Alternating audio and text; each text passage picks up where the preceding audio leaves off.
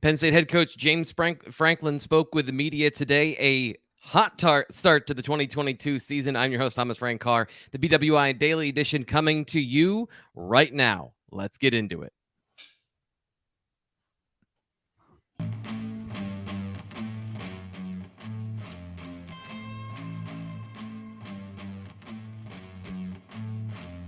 Thomas Frank Carr coming to you from this blank void. And if things look different, it's because they are. So I apologize for some of the discrepancies last week in, maybe the airtime, the look of the show, what was going on. But the reality is I was moving. So now I'm in my new house. The Pine Grove Studio B is not set up yet. So this wall behind me is featureless. There is nothing behind me. Greg Pickel, he's joining me today on the BWI Daily Edition. Enough about me. Let's talk about Penn State football. Let's talk about what's going on with head coach James Franklin and the Nittany Lions. Big news to start off the press conference today. So, Greg, what did you hear about the quarterback competition behind starting quarterback Sean Clifford? Yeah, so it was pretty late into James Franklin's news conference, T-Frank, and he was asked directly whether or not Christian Veilleux was going to be the backup quarterback, or Christian Veilleux, rather, was going to be the backup quarterback this year, and James Franklin said no, and he kind of laughed a little bit and said that he knew that everyone's head was going to shoot down immediately as typing and tweeting and posting and all that kind of stuff happened, and that's exactly what happened because he announced that Drew Allar is the backup quarterback. So big, interesting news, T-Frank. I'm not sure I saw it coming necessarily. Obviously, Drew Allar came to Penn State with a lot of fanfare. He was a 5-star. He was a top 30 player in the nation, top 5 quarterback in the class of 2022. So I don't think it should be a stunning surprise to anyone that he becomes the number 2 passer within the first 10 months of being on campus. But certainly, I don't know if I was expecting James Franklin to announce that news today, but he was asked the question and gave a direct answer. So, when you look at Drew Allar, obviously there's a lot to like about his game, both from what we saw in high school and a little bit we've seen throughout the spring and the summer. So, I know he didn't have the best blue-white game, but it certainly seems like he's been doing a lot better in terms of learning the playbook and performing on the field and everything else. So, yeah, that was not the big Penn State Purdue news that I think many people were expecting, but that's going to be the thing most people we're talking about today. Yeah, it's something that goes against what we've been talking about all offseason and something that goes against what we've been hearing as you laid out in what we had learned and observed during the offseason. A very slow start for Drew Allar, comes into camp and is the 3rd, 4th string quarterback in that battle with Beau Pribula. And then all of a sudden, week 1, we're going in, and James Franklin talked about he earned this opportunity. It was not a product of circumstance. There's no other thing going on other than they had the conversation. Drew is quarterback too. And this is something I've talked about when it comes to playing and, doing things as a freshman at the quarterback position. This is a very hard position. We talked about Sean Clifford learning the playbook last year as a 5th-year player. Brand new to college football, to be able to do these things, to be able to be in this position, you have to be an exceptional football mind to do that. And it seems that's the case here. Reading into some of this, that Drew Allar may have started slow, but once he grasped the playbook, this is the product of 5-star talent. So, the other part of this, as he said, this is an open competition throughout the season. That's a fluid thing week 1 and onward. So, Greg, are you ready to ask every single week, is Drew Allar the backup quarterback this week from now and until Thanksgiving? No, I have no intention of doing that. I'm sure somebody might. But yeah, at the end of the day, I think that you're going to be hard pressed now. Look, if there's something going on with Christian Veilleux, maybe that's or maybe that sets him back a little bit. Maybe he regains that job if that's the case, which we don't know if that's the case. James Franklin didn't say that. He talked more about Drew Allar and the way that he's come in and everything they chart, everything they look at and analyze and everything else. Drew Allar won that job. So, I don't think we need to read too much into it. I know he said it's for week 1 and that's great and all that, but yeah, it might continue to come up, T-Frank, but I'd be surprised if there's any changes in that order anytime soon. Is there anything else about the conversation of Drew Allar and this week 1 news that stands out to you? Do you want to wrap up this particular conversation?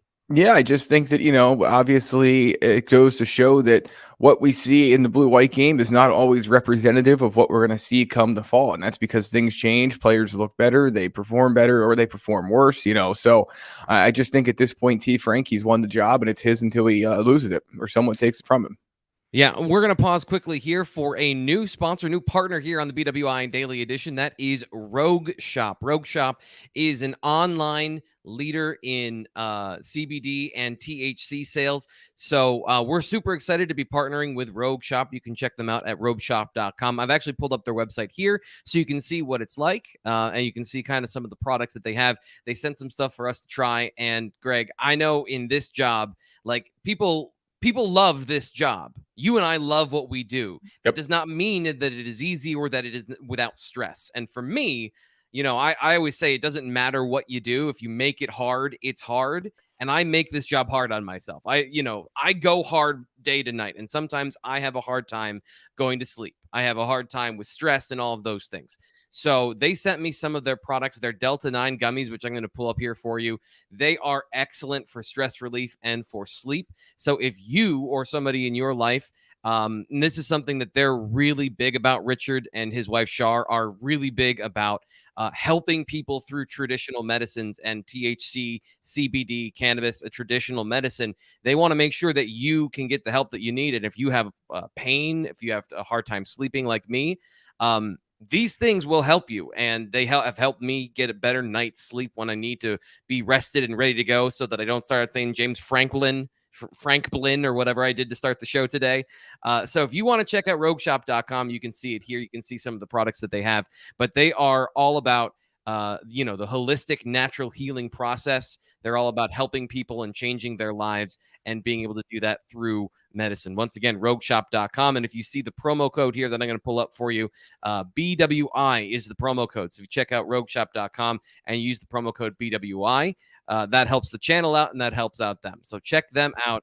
Again, rogueshop.com, and get a good night's sleep. For me, that's been the biggest thing, is being able to get a good night's sleep, be ready to go the next day, and perform my best. So check that out. Speaking of performing their best, Greg, some of the players outside of Drew Allar that James Franklin talked about, we have a resolution to a couple of camp battles. And one of them is that there's going to be 3 different guards playing. So get into what James Franklin talked about and who he said are those players. What were the situation that resolved at the interior of the line? Yeah, in the middle of August, T-Frank, it really started to feel like that Landon Tangwall, Hunter Norzad, and Sal Wormley were all going to play this year. And I know that obviously leads us to a conversation about, well, if you have 6 starting offensive linemen, that means you don't have 5, if that makes sense. So I know that will cause some people to have some concerns about what Penn State has moving forward. But they clearly like all 3 of these guys. They think that if they use all 3 of them, it'll keep each of them fresh for not just the fourth quarter, but also the fourth quarter of the season later in the year in November. So I think it's good news. Now we'll see what it looks like on the field. Of course, last year Penn State went into the season planning to play Eric Wilson and Anthony Wiggin in a timeshare rotation. That ended up being Eric Wilson's job pretty quickly. So I don't know if that'll be the case again this year. But I think if you're a Penn State fan, you just have to sit back and relax and feel pretty good that, after some lean years along the offensive line and now have enough depth that they really truly believe all 3 of these guys deserve starter reps. So you can't give 3 guys starter reps. I know you can try, but it's just not probably going to work out that way. So we'll see what the snap counts look like after the opener. But yeah, my mind, T-Frank, I think that it became pretty clear, I think about 2 or 3 weeks ago, that they probably weren't going to settle this battle and instead use all 3 of them. But I'll be curious to see which guy gets called first. And obviously, even though they're going to call all 3 of them starters, only 2 of them can be starters on the game sheet. Right. So I think you and I differ a little bit about this, because I'm for kind of timeshares if guys earn that situation. I know you and I have talked in the past. You want there to be the starter and then the backup. Is that a fair assessment? And do you think that this is a situation where they do have 3 players that are worthy of it, where previously maybe it was, we got 3 players that we're going to play, but 3 players that are legitimate starting Big Ten quality? Do you think that there's a difference there this year? Yeah, I think that the thing that I always struggle with, T-Frank, is, again, you talk about cohesion and consistency and all those kind of cliche buzzwords along your offensive line, and you want all 5 of your guys to have be able to move in tandem and all of that. And then so you have 6, obviously, you have a situation where you're putting guys in and pulling them out and changing that chemistry, pretty much each series. So, that's kind of where I'm at with it. But hey, if those guys all earn the opportunity to play that many reps, then, you do it. And that's how you got to keep guys guys happy and keep guys healthy. So, we'll see how it works out. I know, again, in the past, we've seen it work out where it's not necessarily as much of a timeshare as maybe we're led to believe, but I think this one will be. Yeah, and it helps that they have at least two guys. They bring one in specifically to be a part of the program in Hunter Norzad. They have Landon Tangmal, a very highly ranked player. And then Salim Wormley, who has this product of circumstance that he was going to be the starter last year, was injured, and now has come back and apparently is in the form that we saw from that they saw from him previously. And I say they because we have not seen Sal Wormley do anything. So we don't really have any kind of reference point of what he was last year from our brief views of practice and views of what was going on. We had an idea of where the depth chart might have been at that point, but I don't think we had really an idea of Sal Wormley, the football player. Is there anything else from James Franklin that stood out to you that I have not brought up specifically? What are the other things you took away that you thought were important or interesting? Yeah, a couple of things. So I think there's a reason to be concerned about kickoff, T-Frank, at this point until we actually see it here in the opener at Purdue. So they're going to rotate Sanders Sahaydak and Gabe Nwusu. I'm sure many Penn State fans remember Sahaydak as a recruit, and Nwusu comes from school in Maryland that I can't quite think of off the top of my head, but he's a big guy, a really big guy. I'm going to pull up the roster here because I don't want to get his stats wrong, but he is someone they think can boom the football down this and offseason. He's actually slimmed down. He's 6'6". He was 305 last year. So I think he's down to 278. You want to correct me on that if you've got it pulled up. But yeah, he is 6'6", big guy. Yep, 6'6", 276, and I'm sure he can kick it a country mile. So, I do think there's probably a little bit of a concern there about why are you rotating guys? It almost feels to me like there wasn't enough consistency there to just pick one at this point, which is concerning. Penn State fans have been spoiled by watching Jordan Stout just endlessly kick touchbacks over the last few years, and I think it might be a little bit tougher this year. They might have to be a little bit more creative on kick coverage because it feels to me like they could get more kicks returned on them. Now, Penn State's the same as everybody else. They all follow the analytics, and a lot more teams fair catch now than what they used to. But if you're not getting the ball consistently to the end zone, teams might be willing to take a chance. So let's keep an eye on that. But Jake Pinniger is going to be the starting kicker, I think, as most of us probably expected. When you look at some other position battles, Tyler Elston's been ahead of Kobe King at middle linebacker. That's still the case, but they're both going to play. Elston's going to be number one, though. And then, I think that it was interesting that he doesn't feel like they necessarily have a full two deep at receiver. They wanted to see more from some of those guys. And, obviously Mitchell Tinsley, Parker Washington, Keandre Lambert-Smith are going to play a lot, but I'm curious to see how much how many reps we'll see on Thursday night for Harrison Wallace or Malik Mega or, some of these guys that have sounded like they've made the right steps forward, T-Frank, but haven't necessarily done it in practice yet. So some interesting comments there, I thought, just on the fact that they don't necessarily feel like yet they have a full true two deep at receiver. Yeah, and a little conjecture on my part, and I love doing this to you reporters, you and Nate, who are great reporters, and then I come in here and well, what about this? And it made the comment about the red light, green light during the press conference today, which, by the way, you can check out Blue White Illustrated here on YouTube. We have a full replay of the press conference. You're going to get better quality video and audio on Monday press conferences, Tuesday press conferences, right here on our YouTube channel than anywhere else other than, maybe if Penn State puts out the video. Check it out, Blue White Illustrated on YouTube, if you want to get the full comments. But the thing that I thought was interesting is he talks about the red light, green light, yellow light, and previously he's given us the names and where guys fit into those categories. And I thought it was interesting. He said, I'm not going to do that this year because it's a fluid situation, and if guys get the sense that they're green light, but they don't show us what we need, then they're not going to play, and that might lead to some false expectations. Otherwise, like yellow lights, they might play, and they might play themselves into significant roles. Caden Saunders is a guy we've been examining this offseason. Is he going to be a part? He's a very talented freshman. Is he a green light? Is he a yellow light? I've had him in that yellow category all offseason. Is he that sixth guy they're talking about? Is it a Liam Clifford? That's kind of where my mind went as to, are you a green light? Are you going to prove to us you're there for week one? Then I feel good about 6. If not, maybe not. And, that's the conjecture on my part. But I thought that was a very interesting conversation, like you said, of the number of receivers they have. And I think we know the names that are going to play, but we still are figuring out what's left there. Anything left from James Franklin? Any scraps, morsels you want to cover before we get into the players you talked to today in separate interviews?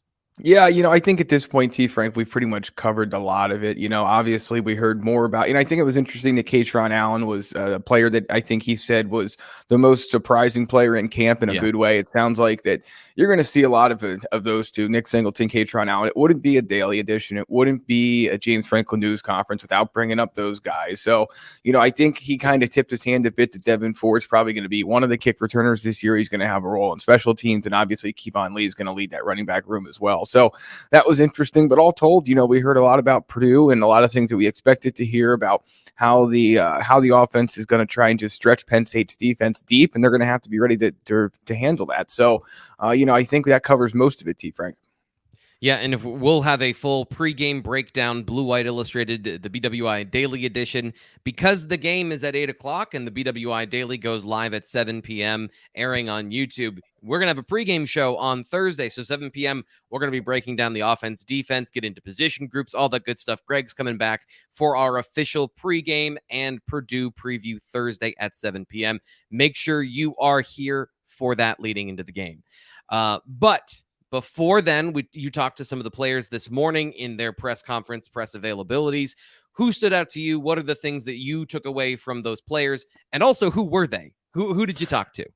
Yeah, so we'll start with Sean Clifford, T. Frank. He was available to the media this morning as the Nittany Lions are preparing for, the season opener here at Purdue. And I think the biggest takeaway from this whole day, and I think it started with Clifford and then I heard it from James Franklin too, but there's just a projection of confidence right now. It just feels like they're in a very good place. And look, I know Jeff Brown probably was the same way, and Aiden O'Connell at Purdue when they both spoke to the media on Monday. But I just get a sense listening to these players talk. Jair Brown was available. PJ Mustipher talked.